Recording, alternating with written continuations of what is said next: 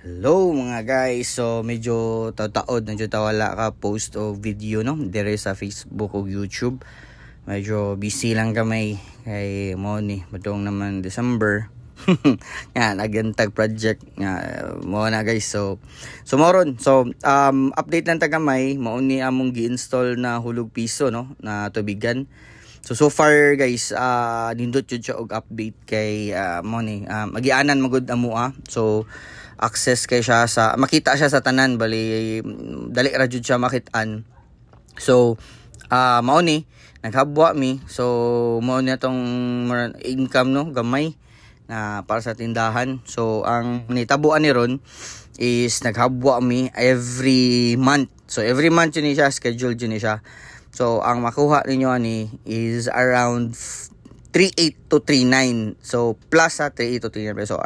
So 38 something or 39 something. So depende na siya kay namoy panagsa if mag-ulan so naay times ang katong normal na mukuha tikuha og tubig wala dili sila kakuha mga nana. So usasad is amuan tubig mo ang piso is daghan siya og sulod compare to sa uban mura ginana compare to others daghan jud ni siya.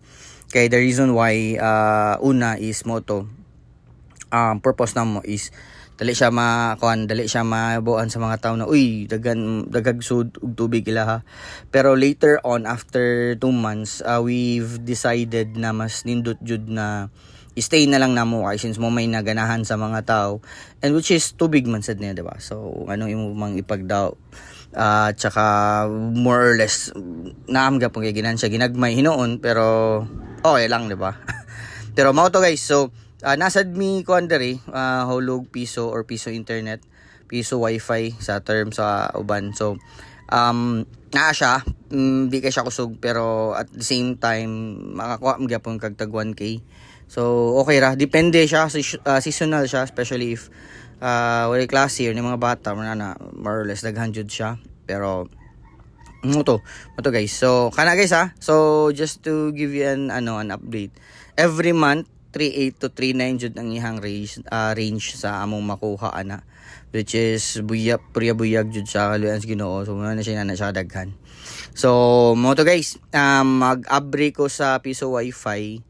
Na ako'y trip pohon update lang tamo unsay nindot buhaton pero feel na ko pwede na ako siya i-switch na i-double na ko ang iyang antena, which is pamin ako sa yun naman siya buhaton. But anyways, muna future project na ako sa piso wifi para taas sa range. So mo to guys, i-update lang tamo sunod sa amo ang next project to split the piso wifi.